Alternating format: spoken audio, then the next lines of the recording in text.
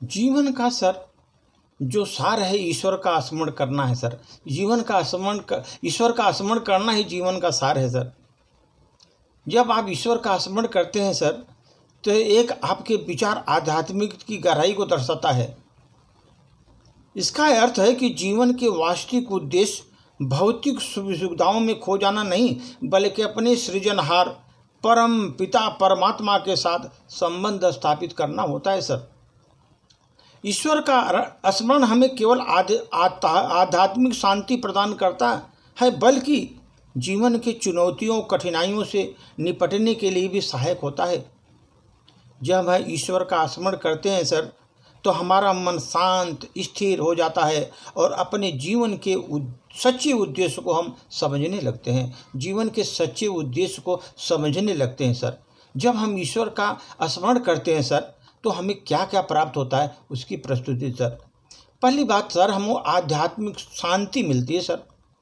ईश्वर का स्मरण करने से आत्मा को शांति प्रदान करता है और आंतरिक द्वंद्वों को शांत करता है। जो हमारे आंतरिक द्वंद्व चल रहे हैं उसको शांत करता है और हमें भौतिक जगत की अस्थिरता से ऊपर उठ करके परम सत्य परमात्मा की ओर ले जाता है सर।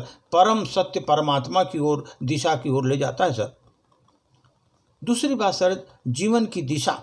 अगर आप ईश्वर का स्मरण हमेशा कर रहे हैं सर, तो आपके जीवन की सही दिशा जो है ईश्वर दिखाता है। हमें सही और गलत में भेद समझने में मदद करता है। क्या सही है क्या गलत है ये समझने में मदद करता है। हम अपने नैतिक और धर्ममय जीवन जीने के लिए प्रेरित हो जाते हैं सर। प्रेरित हो जाते हैं नैतिक और धर्ममय जीवन के लिए। तीसरा है सर, समर्पण और विनम्रता। ईश्वर का स्मरण करने से समर्पण और विनम्रता आती है सर। इससे सर स्मरण करने से हमारे अहंकार कम हो जाते हैं और हमें समर्पण और विनम्रता का महत्व सिखाता है।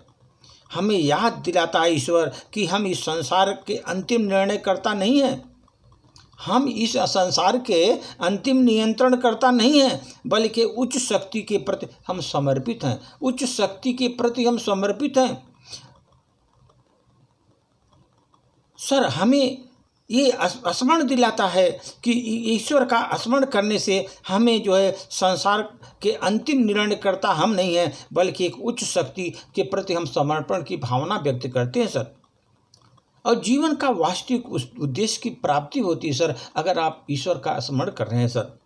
जब आप भगवान को याद करते हैं सर, तो ये समझ में आता है कि जीवन का असली उद्देश्य मोक्ष या मुक्ति प्राप्त करना नहीं।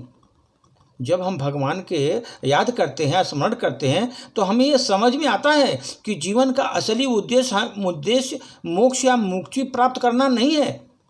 यह भौतिक इच्छाओं और बंधनों से मुक्त होकर परमात्मा के साथ एकत्व की प्राप्ति है सर। परमात्मा के साथ एकत्व की प्राप्ति है।